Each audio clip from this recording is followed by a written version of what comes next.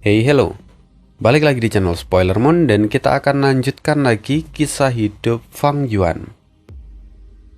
Kita masih akan melanjutkan pertarungan yang terjadi di benua tengah. Dan part kali ini jauh lebih ngeri karena akan semakin banyak karakter yang muncul. Dan mereka kalau dilihat dari historinya sebenarnya bukan karakter-karakter sembarangan, tetapi bermunculan semua dan membuat situasi menjadi sangat chaos. Bahkan mungkin agak sulit untuk dipahami di beberapa bagian karena itu tadi background dari mereka itu beragam. Jadi sulit, oh ini tadi siapa, oh ini tadi siapa. Jadi langsung aja kita sambung kisah hidup Fang Yuan di part 350. Sementara itu di medan perang Gua Naga Tersembunyi. Kalau di Gua Naga Tersembunyi ini berarti ya pertarungan dari para immortal Laut Timur yang mencoba mengambil istana naga. Formasi super abadi yang menekan di Sangseng telah rusak akibat serangan dari para immortal Laut Timur. Formasi itu kini setengahnya sudah runtuh. Hanya area inti dari pusat formasi yang masih bertahan. Bei Feng sendiri, ahli peringkat 8 dari benua tengah, hampir tak mampu menahan situasi itu. Sementara di sisinya, sang cucu Feng Changxi hanya bisa menatap putus asa. Apalagi sekarang bala bantuan dari pengadilan surgawi tak juga datang. Wajah Feng Changxi semakin muram. Di luar area inti, para immortal dari Laut Timur kini sepenuhnya mengepung formasi itu. Sementara Hua Caiyun, dia memanggil keluar para binatang buas abadi miliknya dan memerintahkan mereka untuk terus menyerang bagian inti dari formasi itu. Bagaimanapun juga, semua ini adalah hasil ciptaan pengadilan surgawi. Bahkan, meski yang tersisa hanya bagian inti pun, tetapi inti ini masih mampu menahan korosi binatang buasku. Hua Caiyun tampak menghela nafas panjang. Saat kemudian terdengar auman yang menggelegar. Itu adalah auman naga yang menggema dari dalam jurang. Suaranya mampu menggetarkan tanah dan membuat seluruh parit bumi bergetar hebat. Bebatuan besar bahkan berjatuhan dari dinding yang curam. Para immortal Laut Timur menatap ke arah jurang itu dengan wajah tegang. Shen Chongsheng, dia berseru. Formasi ini sudah setengahnya hancur. Tampaknya dia tak lagi mampu menekan di Sangseng. Untuk menghindari bencana, kita harus bergerak dengan cepat. Song Qiyuan, dia yang ada di sana juga berkata, persiapan sudah selesai. Ayo kita bergerak. Kemudian Song Qiyuan melepaskan sebuah gerakan pembunuh abadi miliknya. Lalu suara keras menggema seperti kaca yang pecah dan berhamburan. Lingkaran cahaya yang melindungi inti formasi kini retak dan terbelah seperti cermin yang hancur. Bei Feng dan Feng Changxi yang ada di dalamnya akhirnya terlihat dari luar. Tidak! Feng Changxi menjerit panik. Dia mundur beberapa langkah dengan wajah pucat. Karena inti formasi kini telah hancur, formasi itu pun ikut runtuh. Dan Di Sangseng kembali mengeluarkan raungan panjang. Gelombang suaranya mengguncang seluruh parit bumi. Cepat, kita harus menggunakan waktu ini dengan cermat. Seru para immortal dari Laut Timur, yang kemudian dengan segera menyerbu ke depan. Tidak, tolong, aku tidak mau mati, seru Feng Changxi yang terjatuh di tanah dan menggigil ketakutan. Wajahnya menegang dalam teror. Dia takut akan kematian. Sementara Bei Feng, dia tampak menghela nafas panjang. Dia tak lagi mampu bertarung dengan semua luka yang ia derita. Perbedaan kekuatan mereka juga terlalu besar. Satu-satunya yang bisa ia lakukan hanyalah menunggu ajal. Tetapi sebelum para immortal dari Laut Timur mengeksekusi Beifeng, Shen Changsheng tiba-tiba berkata, "Jangan bunuh orang tua itu. Aku akan menangkapnya hidup-hidup." Shen Changsheng tersenyum. Dia tampak percaya diri, lalu kemudian mengaktifkan sebuah gerakan pembunuh. Seketika, di sekitar tubuh Beifeng muncul benang-benang tipis yang melilitnya dengan cepat dan membentuk sebuah kepompong. Beifeng tampak marah. Dia sudah siap mati dengan terhormat di medan perang, tetapi kini justru ditangkap hidup-hidup. Itu adalah penghinaan besar baginya. Sementara para immortal dari Laut Timur yang lain terdiam. Mereka bisa melihat bahwa metode Shen Changsheng sungguh luar biasa. Bahkan metode itu mampu melumpuhkan seorang peringkat 8. Mereka sadar bahwa fondasi Shen Changsheng sangatlah mendalam. Sementara itu Feng Chanzi yang ketakutan dan menggigil di sudut, tidak ada satu orang pun yang memperhatikan dia. Bagi mereka semua, immortal peringkat 6 tak ada bedanya dengan kecoa. Ada, tetapi tidak perlu dipertimbangkan. Setelah itu para immortal yang lain mulai mencari istana naga. Karena itu memang adalah tujuan utama mereka datang ke tempat ini. Tak lama kemudian, Zhang Yin berseru, "Di sana!" Dia menunjuk ke arah langit-langit dan wajahnya gembira. Dia mengaktifkan gerakan pembunuh investigasi dan menyingkap persembunyian dari Istana Naga. Kini Istana Naga muncul dan melayang di depan semua orang. Sorak kegembiraan pecah di antara para immortal Laut Timur. Kini mereka telah menemukan Istana Naga. Selain Shen Changsheng, para immortal Laut Timur lainnya segera berkumpul. Wajah mereka dipenuhi dengan semangat dan antusiasme. Lalu kemudian, Song Qiyuan dan yang lain segera melancarkan berbagai gerakan pembunuh untuk menaklukkan Istana Naga. Tapi, meski telah mengerahkan beberapa gerakan pembunuh, Istana Naga hanya bergetar tanpa menunjukkan tanda-tanda pengakuan terhadap pemilik yang baru. Salah seorang immortal di sana berseru, "Rumahku ini benar-benar luar biasa. Kita tak mampu menaklukkannya." Perlawanan keras dari Istana Naga bukannya membuat mereka semua putus asa, tetapi justru membuat semangat mereka berkobar. Keinginan mereka untuk mendapatkan harta legendaris itu menjadi semakin kuat. Namun semakin lama mereka berusaha, semakin jelas pula rahasia besar yang tersembunyi di baliknya. Seseorang akhirnya menyadari, rupanya begitu. Pengadilan surgawi sengaja menempatkan Istana Naga di sini bukan tanpa alasan. Mereka sedang berusaha menjinakkan Di Sangseng. Bagaimanapun, meski Di Sangseng lahir dari urat bumi, dari energi kebencian, tetapi pada hakikatnya dia tetaplah seekor naga. Karena itu, dia bisa ditaklukkan dengan menggunakan kekuatan dari Istana Naga. Sungguh rencana Duklong luar biasa. Kalau rencana ini berhasil, setelah 5 wilayah terhubung dan urat bumi menyatu, maka kekuatan Di Sangseng yang bersumber dari urat bumi akan meningkat setidaknya 5 kali lipat.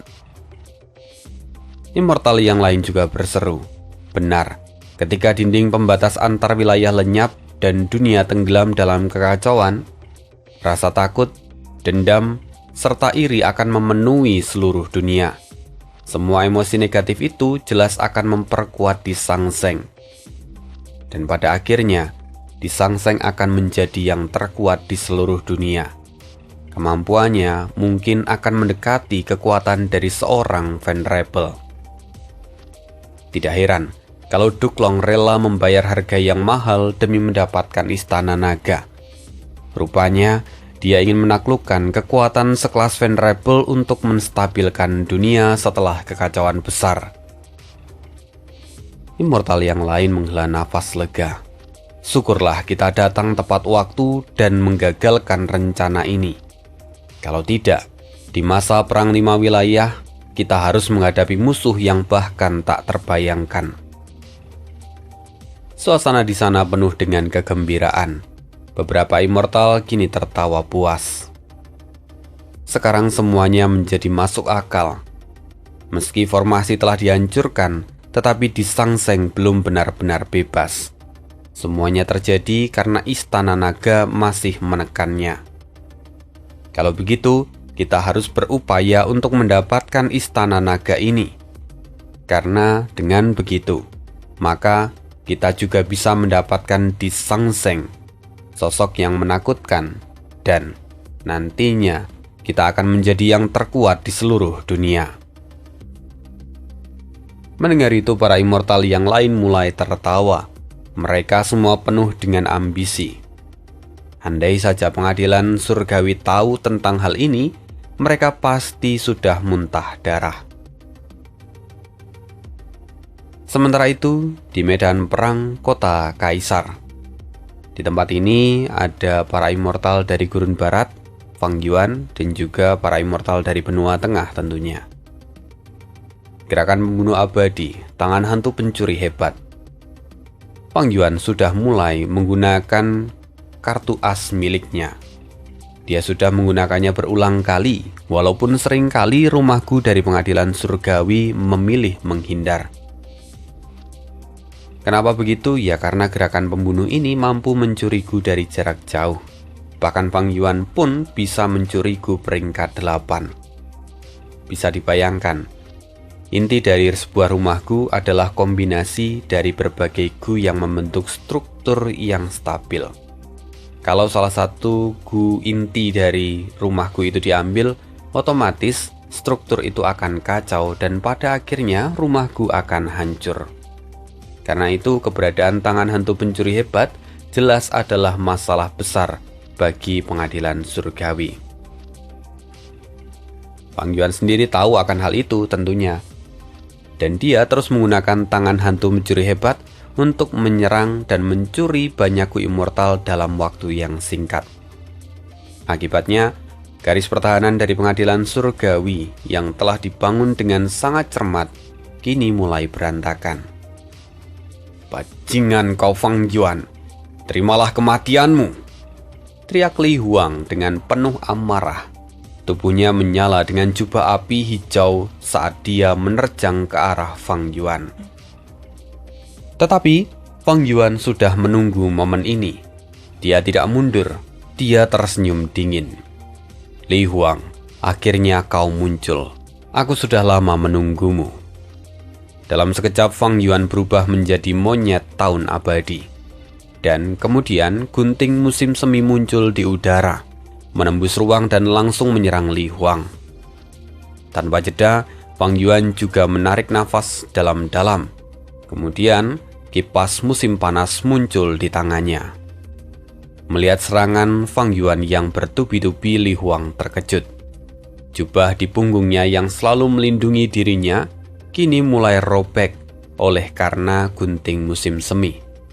Pada akhirnya, pertahanannya anjlok drastis. Angin terus berhembus kencang, mengubah warna langit dan bumi. Li Huang pun terpental jauh.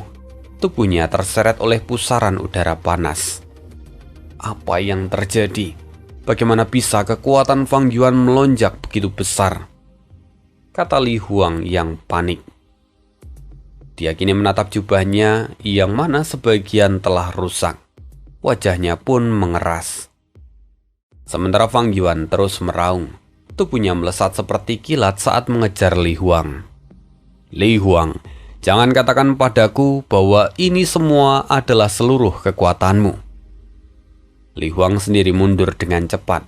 Dia kembali mengaktifkan jubah api hijau miliknya. Tetapi gunting musim semi Fang Yuan terus menari di udara, memotong lapisan demi lapisan jubah itu. Mata Fang Yuan juga menyala tajam. Aura pembunuhnya melonjak, menggema seperti peringatan maut. "Sialan!" Li Huang pun mengutuk. dia dengan cepat mengubah arahnya.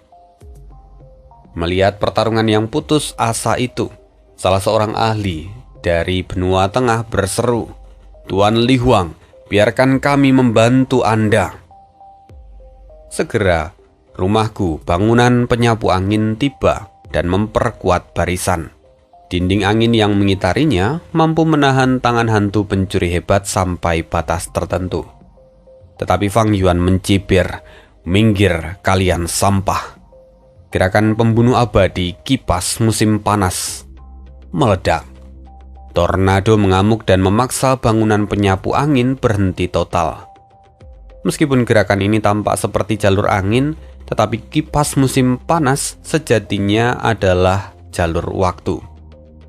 Karena itu, bangunan penyapu angin yang sejatinya adalah rumahku dari jalur angin tak mampu melawan gerakan ini.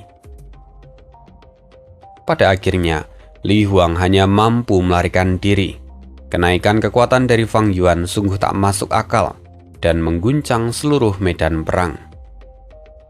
Di dalam kota Kaisar, para Master Gu melanjutkan kompetisi terakhir.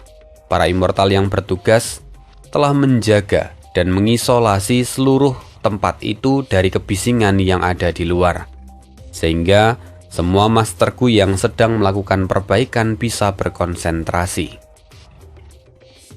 Tetapi meski begitu, para immortal juga mulai panik. Bahkan, Tuan Li Huang pun kewalahan menghadapi Fang Yuan. Benar, iblis itu sungguh menakutkan. Warisan yang ia peroleh terlalu banyak. Kekuatannya pun sungguh luar biasa. Tetapi tak perlu panik. Kota Kaisar ini mungkin hanya rumah Gufana. Tetapi tempat ini memuat metode dari jalur manusia. Dan pada saat genting, gerakan pembunuh abadi akan melindungi semuanya. Para immortal saling menyemangati satu dengan yang lain, menjaga moral mereka agar tetap stabil. Bagaimanapun kota Kaisar adalah kota manusia nomor 1 di dunia. Dengan sejarah yang terbentang sejak era kebangkitan manusia, kota ini sudah ada. Dibangun berdasarkan keputusan dari Yang Mulia asal abadi. Meskipun pernah dipindahkan beberapa kali, tetapi statusnya tetap tak tergoyahkan. Kembali ke sisi luar, King Ye, seorang immortal peringkat 8 dari pengadilan surgawi, melompat ke depan. Dia berseru, "Fang Yuan, jangan sombong, hadapi aku."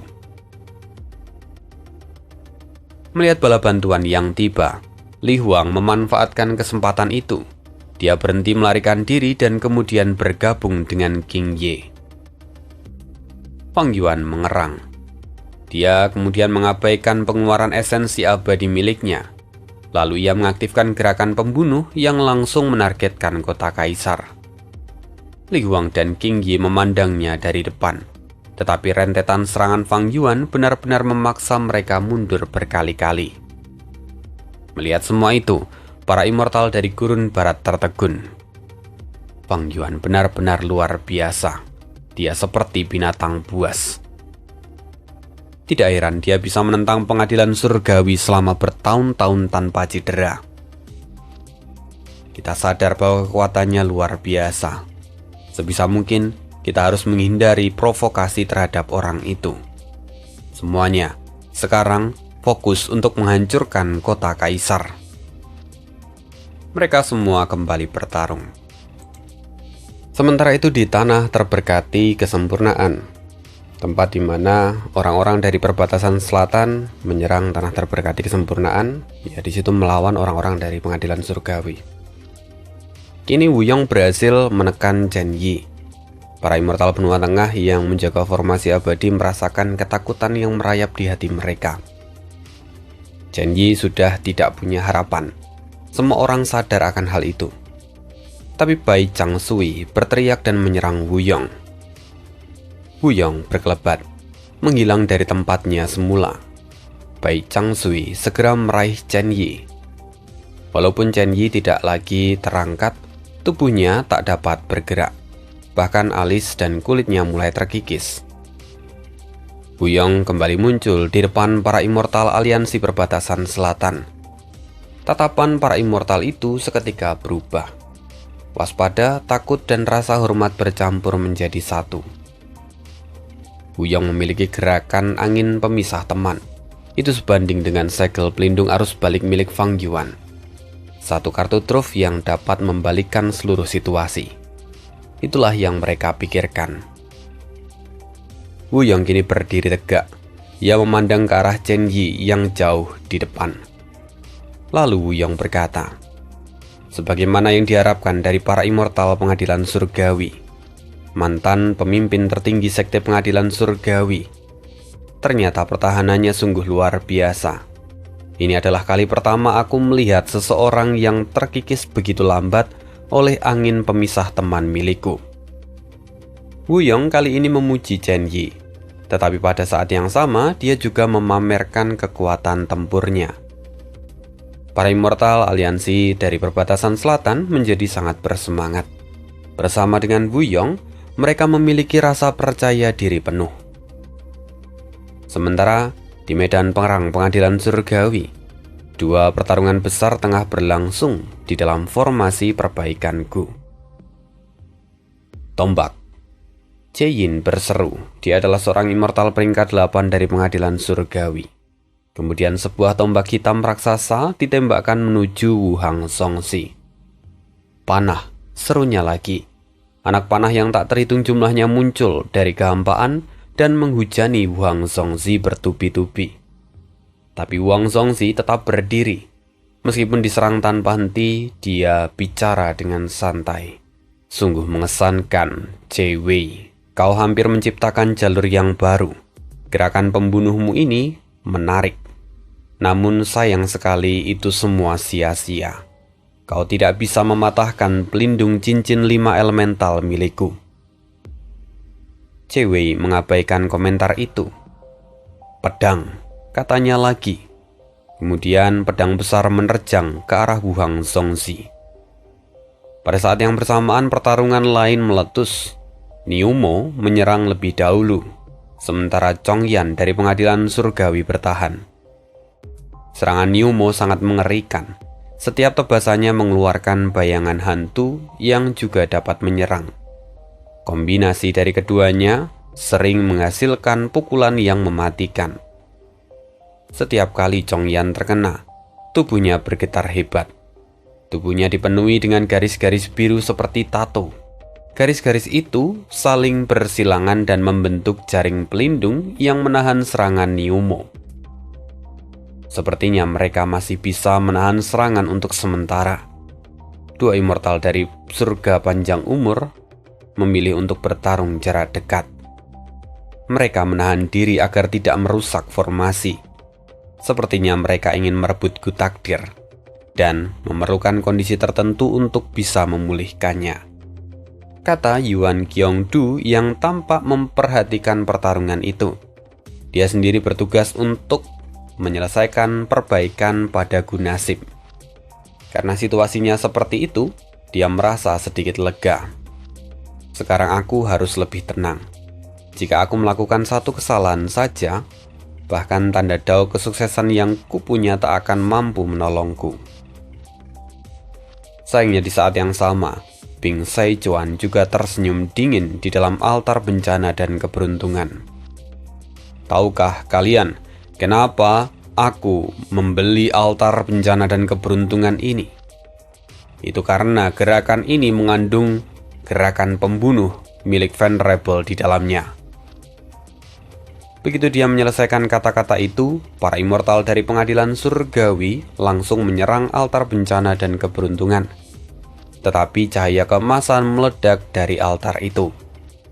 Gelombang suara lautan bergema di dalam medan perang. Sebuah bayangan besar dari segmen sungai waktu muncul dari atas altar itu, memancarkan aura yang begitu mengguncang seluruh medan pertempuran. Gerakan pembunuh abadi diaktifkan. Kemudian sosok pertama berjalan keluar dari sungai itu. Melihat altar bencana dan keberuntungan ditekan seekor beruang besar, sosok itu meraung. Beraninya kau beruang kecil, rasakan petir ledakanku.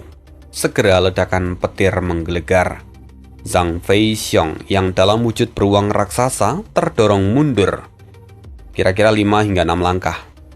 Wajahnya terkoyak oleh hantaman ledakan itu, dan luka-lukanya membuat darah menutupi seluruh wajahnya. "Siapa kau? Sebutkan namamu." Sosok itu tertawa liar. Dia berseru, "Kau bahkan tidak mengenalku. Aku, Nu'er Baoxiong. Sekarang, nikmati ledakan petirku. Kuhancurkan sedikit tubuhmu agar kau mengingat namaku." Ledakan demi ledakan terjadi. Para immortal dari pengadilan surgawi terhempas seperti layang-layang putus. Semuanya jatuh ke tanah. Kemudian immortal kedua juga muncul dari sungai waktu itu. Sambil tersenyum puas dia berkata, "Sungguh beruntung.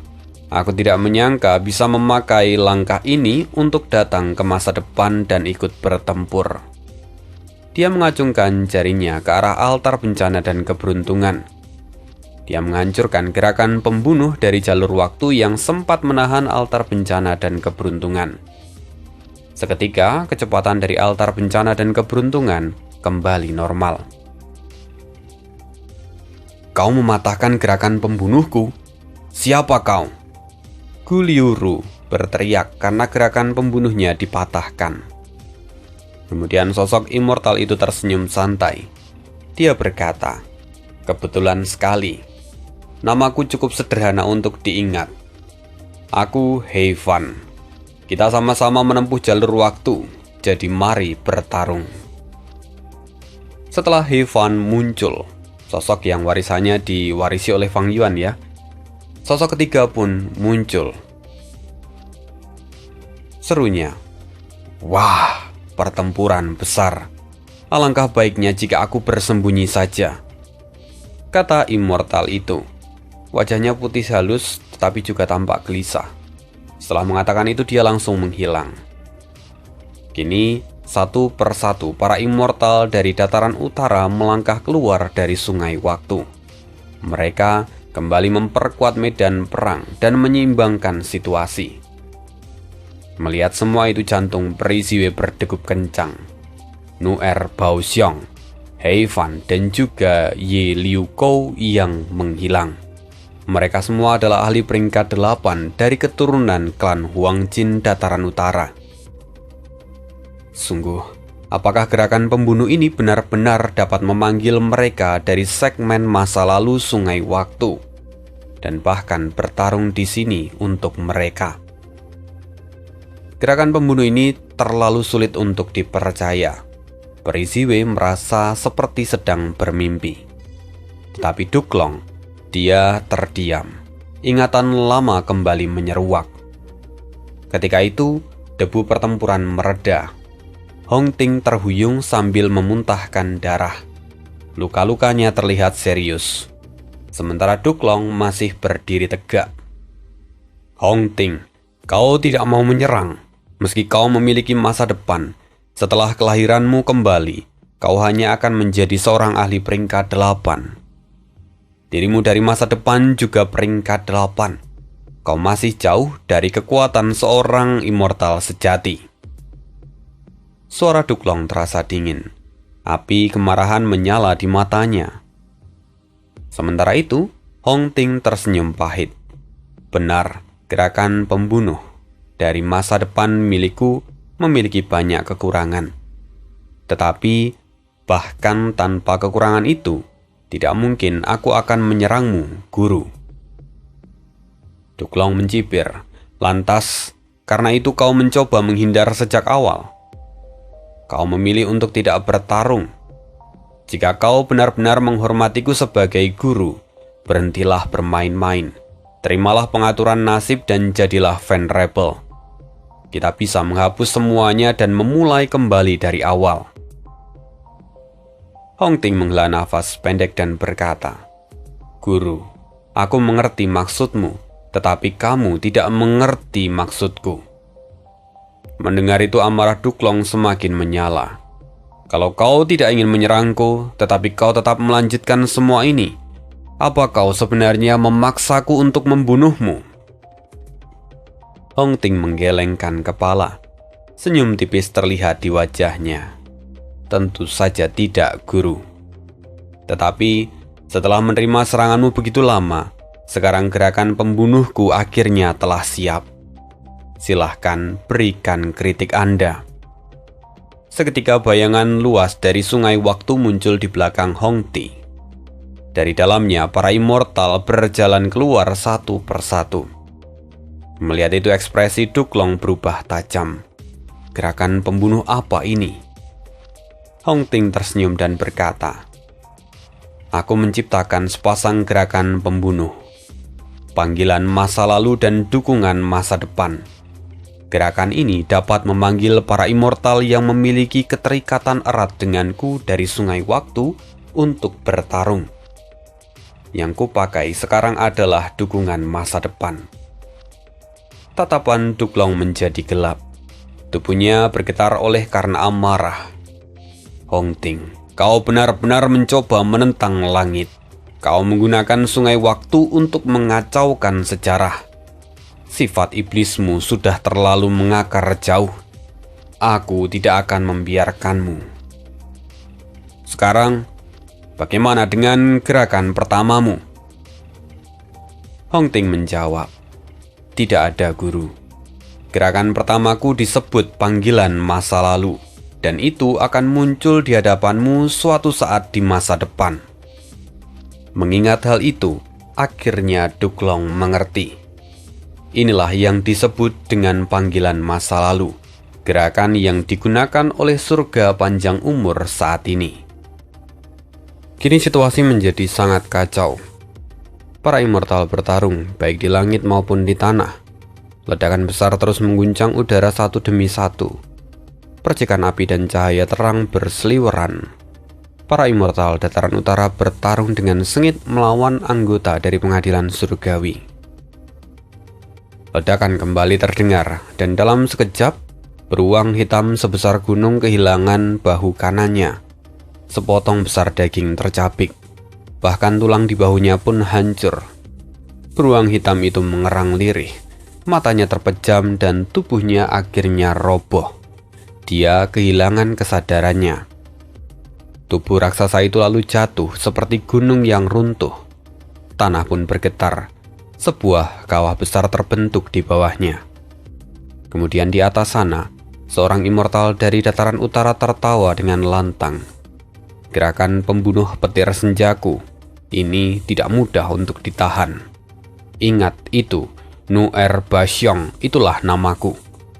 Meskipun jalur transformasi memberimu pertahanan yang kuat, aku sudah pernah membunuh begitu banyak immortal dari jalur transformasi selama hidupku.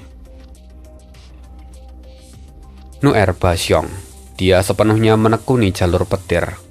Pada masa jayanya, ia pernah menjadi pembantai yang brutal yang berkeliaran di dunia immortal dataran utara.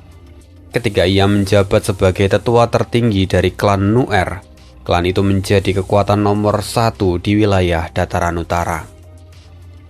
Namun, tawanya terhenti seketika ketika suara lembut dari seorang wanita memotong udara.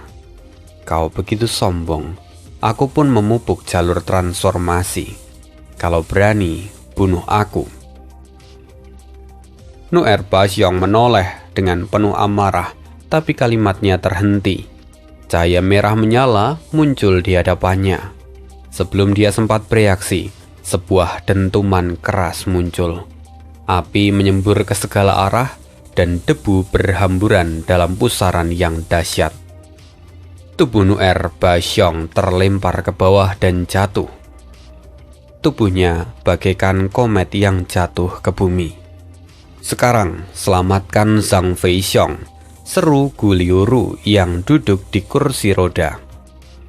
Dalam sekejap kemudian, tubuh beruang hitam besar itu berubah menjadi Zhang Feixiong. Lalu Wan Xihong mengangkatnya dan membawanya pergi. Zhang Feixiong tersadar dan dia berseru, "Lepaskan aku lebih suka mati daripada diselamatkan." Namun Wan Xihong berkata, Zhang Feixiong, kau memang cukup tangguh. Bahkan setelah pingsan, kau tidak kehilangan kesadaranmu." Setelah itu, Wan Xihong menyentuh luka dari Zhang Feixiong, dan seketika kelopak-kelopak merah muda bertebaran dan jatuh ke atas lukanya. Kelopak-kelopak itu memancarkan aroma yang pekat, dan kemudian dari sana bunga-bunga mulai tumbuh. Dalam waktu singkat, semua tumbuhan itu seolah merekatkan luka Zhang Feixiong dan menyembuhkannya. Kecepatannya sungguh luar biasa. Inilah teknik penyembuhan dari seorang immortal peringkat 8. Sementara itu, wajah Nu'er Baxiong menjadi gelap. Gerakan pembunuh jalur petirnya memang kuat, tetapi para immortal dari pengadilan surgawi juga bukan orang yang lemah. Metode penyembuhan dari Wan Xihong juga menyingkirkan tanda dao dari jalur petir yang ia tanamkan di dalam tubuh Zhang Feixiong. Penyembuhan itu sangat cepat dan efektif. Dan yang paling penting, tanda dao jalur kayu Wan Xihong serta tanda dao jalur transformasinya sama sekali tidak bertentangan dengan tanda dao milik Zhang Feixiong. Nu'er Baoxiong hanya kehilangan 1 detik, tetapi musuhnya memanfaatkan waktu itu dengan sangat baik. Cahaya merah kembali berkobar. Nu'er Baoxiong dihantam lagi. Seluruh tubuhnya kembali tersapu oleh api. Melihat situasi ini, Nu'er Baoxiong menyerah untuk mengejar Zhang Feixiong. Dia menepis api yang menyelimuti tubuhnya. Dia menyadari ada seseorang yang sedang bersembunyi di dekatnya. Nu'er Baoxiong berseru, "Siapa kau? Sebagai anggota dari pengadilan surgawi, apa kau akan terus menyembunyikan dirimu? Apa kau adalah sosok yang selalu bertindak sepicik ini?" Kemudian di langit, cahaya merah bergerak cepat sambil tertawa. Kilatannya berpindah dari kiri ke kanan tanpa henti. Nu'er Baoxiong hanya bisa mengikuti pandangannya, tetapi tidak mampu untuk mengikuti pergerakannya. Pei Ziwei yang melihat dari bawah tampak bersemangat. Itu pasti senior Su Kuei-er. Dia menempuh jalur api dan jalur transformasi. Gaya bertarungnya adalah counter alami dari Nu'er Baoxiong. Seiring berjalannya waktu, semakin banyak immortal yang bangkit dari kuburan abadi. Pei Ziwei menatap altar bencana dan keberuntungan. Tapi meski begitu, gerakan pembunuh jalur waktu dari altar bencana dan keberuntungan itu juga terlalu kuat. Altar itu juga masih terus memanggil para ahli dari masa lalu. Kemungkinan besar gerakan pembunuh ini adalah milik Yang Mulia Iblis Teratai Merah. Tuan Duklong pasti mengetahui sesuatu. Pei Ziwei mencoba mencari celah untuk memasuki area pertempuran dan menyelamatkan Duklong. Tetapi posisi dari Duklong berada sangat dekat dengan altar bencana dan keberuntungan, tepat di bawah sungai waktu. Sementara para immortal dari dataran utara berkeliaran di sekitarnya. Jika Pei Ziwei mencoba menerobos masuk, resikonya akan terlalu besar. Dia masih memikul tugas utama yang tidak dapat ia abaikan. Aku harus menyelesaikan misiku. Aku harus mendistribusikan Gu Immortal kepada para immortal yang baru saja terbangun, sekaligus melindungi Zheng Yuan. Bagaimanapun, ini adalah kunci dari pertempuran ini. Mata Pei Ziwei mengerut. Dia tetap bertahan di belakang formasi tanpa bergerak. Kemudian cahaya keemasan melintas tepat di depan Pei Ziwei. Ketika cahaya itu memudar, seorang immortal dari dataran utara muncul. Kulitnya gelap, tatapannya tajam bagaikan bilah logam, dan seluruh tubuhnya memancarkan aura yang ganas. Dia adalah Ye Luiko dari suku Ye Lui, seorang ahli dari jalur logam dan bagian dari kelompok kedua yang berhasil keluar dari sungai waktu. Sejak muda, Ye Luiko terkenal karena sifatnya yang ganas, serta insting pertempurannya yang tajam. Dia seringkali mengeksekusi pimpinan dari musuh di hadapan banyak orang tanpa seorang pun yang mampu menghalanginya. Setelah menjadi immortal, Ye Lui Kou menjarah banyak wilayah dan menargetkan titik paling lemah dari setiap musuh. Sebagai kultivator dari jalan kebenaran, reputasinya setara dengan para kultivator dari jalan iblis. Suram, mengerikan dan juga ditakuti. Namun setelah mencapai peringkat 8, rasa takut itu berubah menjadi penghormatan. Kini jantung Peri Ziwei terasa jatuh. Tatapan Ye Lui Kou terasa menyasar seperti elang yang mengunci kelinci di tengah padang. Ia segera mundur, menghilang ke balik istana. Dinding Qi terkutuk. Ye Lui Kou mengumpat. Kepekaan pertempurannya melampaui kebanyakan immortal. Dia mampu menangkap kelemahan sekecil apapun dan langsung mengincarnya. Itu adalah bakat bawaannya sejak lahir. Namun kini, rencananya berantakan akibat gerakan pembunuh dinding Qi primordial, warisan dari Yang Mulia asal abadi yang melindungi pengadilan surgawi. Dinding Qi ini mampu membedakan musuh dan sekutu. Para anggota dari pengadilan surgawi dapat keluar masuk dengan bebas, tetapi pihak surga panjang umur terhalang sepenuhnya. Para immortal dataran utara hanya dapat bergerak keluar masuk melalui jalur yang telah dibuka oleh Yang Mulia Iblis tanpa batas di masa lalu.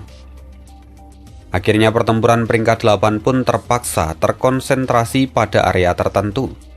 Pengadilan surgawi memiliki banyak lokasi vital yang semuanya dilindungi oleh dinding Qi. Sementara para immortal dataran utara tidak dapat menyentuh tempat-tempat itu.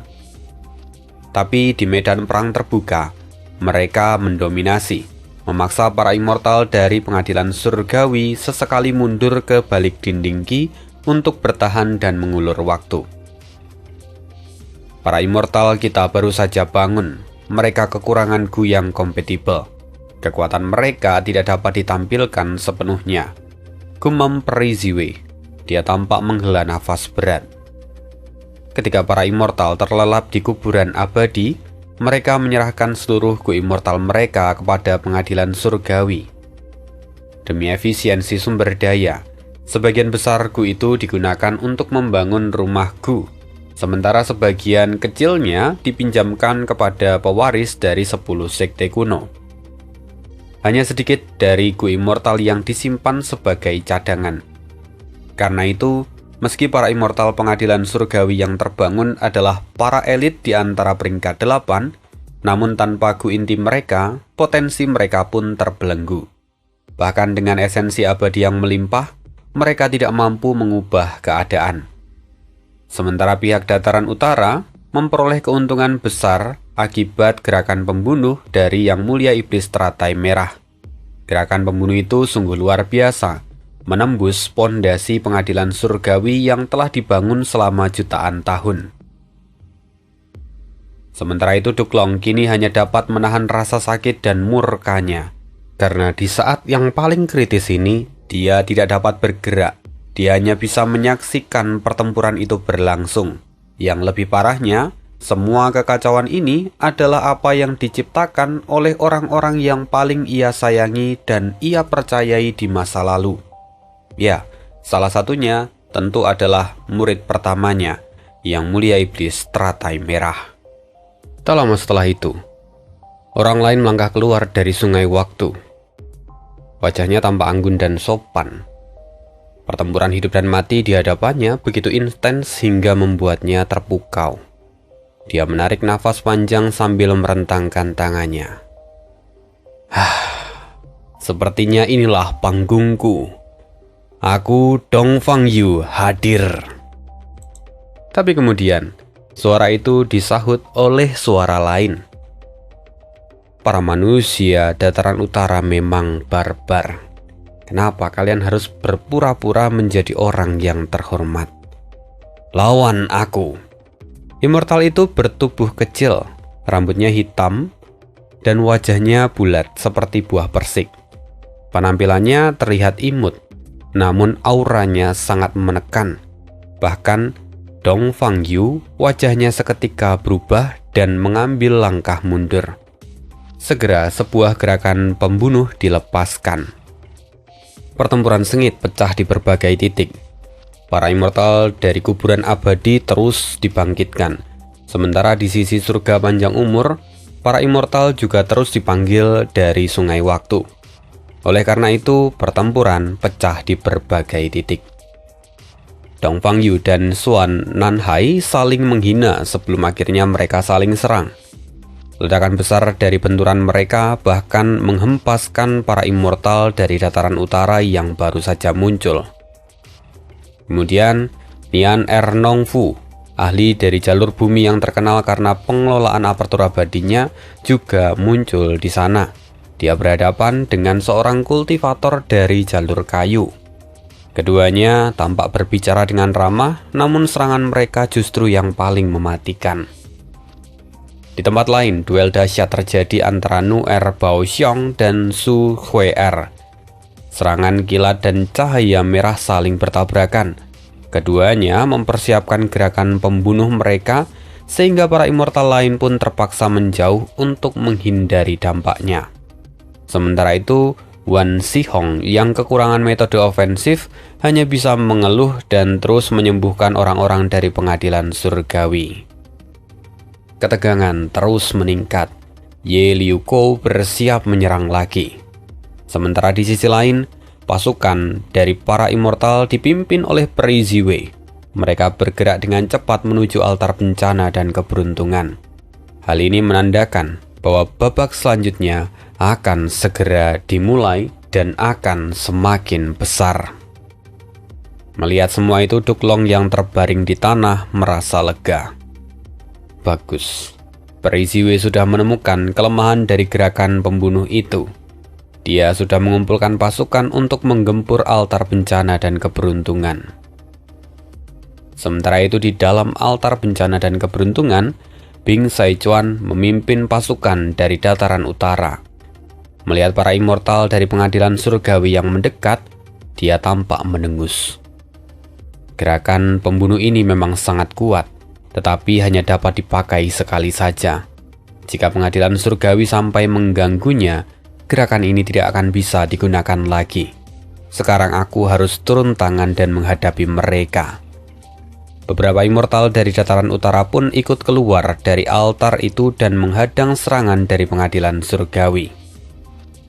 Dari kejauhan, Peri Ziwei tampak menghela nafas lega dan berkata, "Akhirnya Bing Saichuan keluar.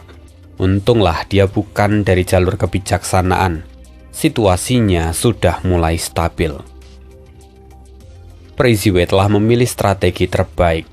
Pengadilan surgawi yang lemah memilih untuk menyerang, sementara para ahli dari dataran utara yang lebih kuat kini dipaksa untuk bertahan. Penyerang memiliki inisiatif, sementara pihak yang bertahan harus menarik lebih banyak pasukan agar bisa stabil. Akibatnya, kini para immortal dari pengadilan surgawi memiliki ruang untuk mundur ke dinding Qi kalau mereka sampai terluka, sehingga mereka dapat dipulihkan dan kekuatan pengadilan surgawi dapat terus diperbarui. Sementara, orang-orang dari dataran utara sekarang mulai merasakan tekanan yang meningkat drastis ketika mereka harus menjaga altar bencana dan keberuntungan. Setelah beberapa waktu, ledakan keras mengguncang langit ketika dua gerakan pembunuh dari jalur waktu saling bertabrakan. He Fan dan Gu Liuru, mereka berdua terpental dan muntah darah. Gu Liuru hendak mundur ke dinding Qi ketika sebuah sosok tiba-tiba muncul. Matilah. Sosok itu dalam sekejap muncul dan menghilang. Gu Liuru hampir mencapai dinding Qi, tetapi tubuhnya membeku seketika. Dia jatuh ke tanah dengan mata terbelalak dan nyawanya telah hilang. Pelakunya tidak lain adalah Ye Liukou. Dan ini adalah kematian pertama yang diderita oleh pengadilan surgawi. Kematian Gu Liuru benar-benar mengguncang kedua belah pihak. Gu Liuru kehilangan Gu miliknya, dan skala pertempuran meningkat hingga mencapai ambang yang tak menguntungkan bagi pengadilan surgawi. Serangkaian korban terus menyusul. Ye Liu Kou akhirnya membunuh Wan Xihong. Namun, dia sendiri terluka parah oleh serangan Zhao Sanhe. Di pihak dataran utara, He Fan juga gugur setelah pertarungan sengit. Dia tidak memiliki gerakan pembunuh yang memadai dan kemudian diserang oleh beberapa immortal dari pengadilan surgawi sekaligus. Secara keseluruhan, korban dari pengadilan surgawi jauh lebih besar. Peri Ziwei melihat semua itu dan tampak menarik nafas panjang. Musuh yang gugur hanyalah bagian dari efek gerakan pembunuh.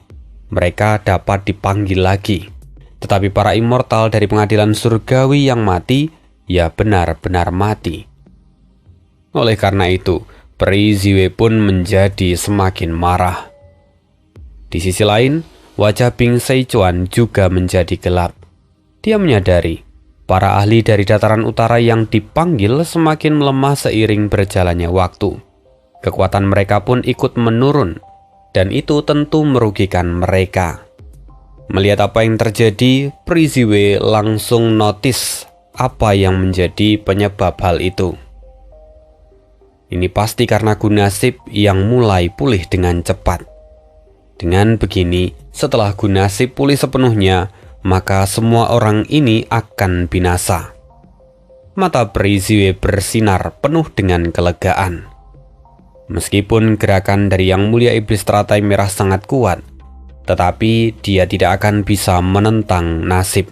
Ketika Gu Nasib sepenuhnya pulih, maka gerakan ini juga akan kehilangan seluruh kekuatannya. Analisis Peri Ziwei benar-benar tajam. Ketika Gu Nasib masih utuh, para immortal dari masa lalu tidak akan bisa muncul di masa ini, dan para immortal masa depan juga tidak akan datang berkunjung ke masa lalu. Tetapi setelah Gu Nasib cedera, membuat batasan dari jalur waktu melemah. Contoh paling jelas adalah Spring Autumn Cicanda. Meskipun tidak bisa membawa seorang immortal kembali ke masa lalu, tetapi dia dapat mengirimkan kehendak mereka. Gerakan seperti manifestasi masa depan, panggilan masa lalu, dan dukungan dari titik waktu lain memanfaatkan celah untuk memproyeksikan seseorang dari masa lampau ataupun masa depan ke masa sekarang. Peri Ziwei menyadari hal ini. Bing Seichuan pun memahaminya sejak awal. Namun mereka tidak punya pilihan lain. Formasi dari jalur perbaikan tidak boleh dirusak. Jika itu sampai dihancurkan, semua upaya dari pengadilan surgawi dalam memperbaiki Gu Nasib akan musnah. Dan bagi surga panjang umur, kalau formasi itu rusak, tentu saja Gu Nasib akan rusak parah dan tidak akan berguna. Karena itu, pertarungan sebenarnya adalah pertarungan di dalam menara pengadilan surgawi. Siapapun yang bisa mendapatkan Gu Nasib, dialah yang akan menjadi pemenangnya. Dan untuk mencari tahu apa yang akan terjadi berikutnya, kita akan sambung lagi kisah hidup Wang Yuan di part berikutnya. Terima kasih, dan see you again di next video. Bye.